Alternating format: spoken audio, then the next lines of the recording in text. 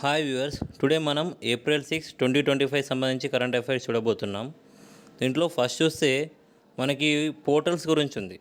అదొచ్చేసి ఒకటి పరివాహన్ పోర్టల్. ఇది central government సంబంధించిన పోర్టల్. దీంట్లో ఏంటంటే దేశంలోని అన్ని రాష్ట్రాల్లో వాహనాల సమాచారం ఉండడం కోసం దీన్ని ప్రారంభించారు. దీని ద్వారా షోరూమ్లలోనే శాశ్వత రిజిస్ట్రేషన్ ద్విచక్ర వాహనాలు అంటే అన్నీ కాదు, ద్విచక్ర వాహనాల రిజిస్ట్రేషన్ చేయవచ్చు.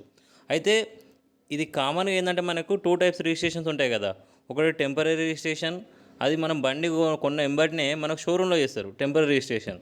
ఆ తర్వాత అసలు రిజిస్ట్రేషన్ మనము ఆర్టీఏ ఆఫీస్కి పోయి చేసుకోవాలి. ఒకవేళ ఈ పరివాహన్ పోర్టల్ దీన్ని మనము మన తెలంగాణలో కూడా ఇంప్లిమెంట్ చేస్తే మన షోరూంలలోనే మనకు పర్మనెంట్గా అప్పుడే రిజిస్ట్రేషన్ చేసుకోవచ్చు అన్నమాట. సో టెంపరీ కాకుండా పర్మనెంట్ రిజిస్ట్రేషన్ కూడా మనం షోరూంలో చేసుకోవచ్చు ఈ పరివాహన్ పోర్టల్ని ఇంప్లిమెంట్ చేస్తే.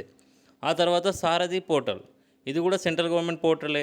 ఇది ఎందుకు అంటే మనకు డ్రైవింగ్ లైసెన్స్ సంబంధించిన విషయాల గురించి ఈ సారథి పోర్టల్ అనేది మనకు డ్రైవింగ్ లైసెన్స్ సంబంధించిన విషయాల గురించి అన్నమాట. ఆ తర్వాత మనకు తెలంగాణలో నిన్న లోకాయుక్తగా నియమితులయ్యారు జస్టిస్ రాజశేఖర్ రెడ్డి గారు. ఈయన నల్లగొండకు చెందినవారు.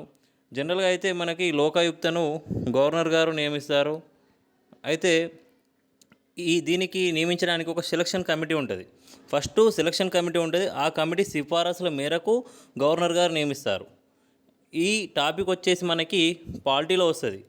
అయితే మనకి ఈ సెలక్షన్ కమిటీలో సీఎం గారు, అసెంబ్లీ స్పీకర్, శాసన మండలి చైర్మన్, మనకి opposition leader of opposition in assembly అంటే అసెంబ్లీలో మరియు కౌన్సిల్లో, ఈ శాసన మండలిలో శాసనసభలో రెండిట్లలో మనకు ప్రతిపక్ష నేత కూడా దీంట్లో ఉంటారు.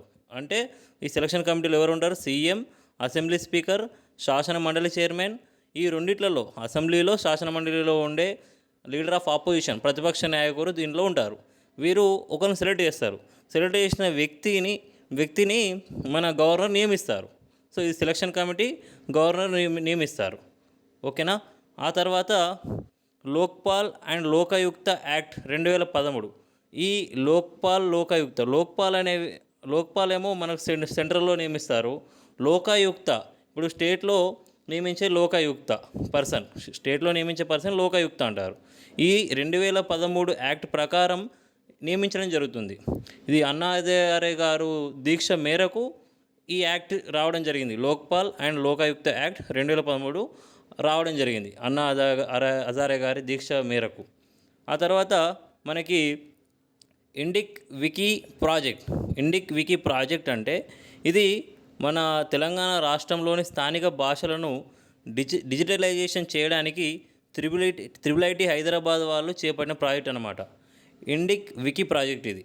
దీన్ని స్థానిక భాషలను డిజిటలీకరించడానికి త్రిబుల్ ఐటీ హైదరాబాద్ వారు చేపట్టారు. ఆ తర్వాత చూస్తే మనకి తెలంగాణ మానవ హక్కుల సంఘం చైర్మన్గా నియమితులైన జస్టిస్ షమీం అఖ్తర్ వీరు నియమితులయ్యారు. అయితే ఏ చట్టం ప్రకారం ఈ మానవ హక్కుల సంఘం గురించి చెప్తుందంటే మనకి the protection of human rights act 1993. ఈ యాక్ట్ మనకు సెంట్రల్లో అండ్ స్టేట్లో ఇట్లా మానవ హక్కుల సంఘాన్ని కమిషన్ని నియమించాలని చెప్తుందన్నమాట. అయితే నియమించేది ఎవరు అంటే మనకి రాష్ట్ర మానవ హక్కుల కమిషన్ చైర్మన్ నియమించేది గవర్నర్ గారు, తొలగించేది మాత్రం రాష్ట్రపతి గారు. ఓకే. వీరు 5 years లేదా 70 years ఏది ముందైతే అది 5 సంవత్సరాలు కానీ 70 సంవత్సరాలు కానీ పదవి కాలంలో ఉంటారు. అయితే ఈ రాష్ట్ర మానవ హక్కుల కమిషన్ చైర్మన్ గారిని గవర్నర్ నియమిస్తారు కదా. నియమించే ముందు సెలక్షన్ కమిటీ సిఫారసు చేస్తుంది దీన్ని కూడా. ఆ సెలక్షన్ కమిటీలో సీఎం గారు, హోమ్ మినిస్టర్ గారు, leader of opposition in assembly, legislative council అంటే ప్రతిపక్ష నాయకుడు అసెంబ్లీలో మరియు మనకి శాసన మండలిలో ఉండే ప్రతిపక్ష నాయకుడు మరియు speaker of assembly, chairman of legislative council వీళ్ళు ఉంటారు దీంట్లో. ఈ సెలక్షన్ కమిటీ సమావేశమై సిఫారసు చేసిన వ్యక్తిని గవర్నర్ గారు నియమిస్తారన్నమాట. అయితే ఈ చైర్మన్గా అంటే హెచ్ఆర్సీ అంటే స్టేట్ హ్యూమన్ రైట్స్ కమిషన్ చైర్మన్గా ఉండే వ్యక్తి రిటైర్డ్ జడ్జి గారే నియమితులవుతారు. అతన్ని నియమిస్తారన్నమాట. మెంబర్స్గా మాత్రం రిటైర్గా ఉన్నవాళ్ళు కానీ ఆల్రెడీ వర్క్లో ఉన్న వారిని కానీ నియమిస్తారు. అట్లా ఇది మనకి పాలిటీలో వస్తుంది ఈ టాపిక్. ఆ తర్వాత మనకి మోడీ గారు రీసెంట్గా శ్రీలంక పర్యటనకి వెళ్ళారు. అక్కడ మనకు రక్షణ రంగం అంటే శ్రీలంకకు మనకి రక్షణ రంగం బంధాలను బలోపేతం చేసుకోవడానికి భారత్ శ్రీలంక మధ్యలో తొలిసారి 7 ఒప్పందాలపై సంతకాలు చేశారు.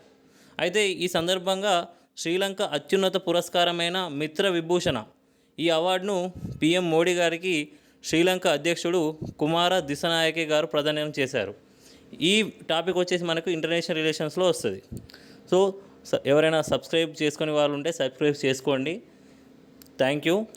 ఏప్రిల్ సంబంధించిన సపరేట్ ప్లేలిస్ట్ క్రియేట్ చేయడం జరిగింది. మీరు సీరియల్గా 1 to ఇప్పటివరకు ఏప్రిల్ సంబంధించిన కరెంట్ అఫైర్స్ వినొచ్చు సీరియల్గా. అలాగే ఈ నోట్స్ డిస్క్రిప్షన్ కూడా కింద ఉంటుంది, మనకి ఈ డిస్క్రిప్షన్లో ఉంటుంది. Thank you.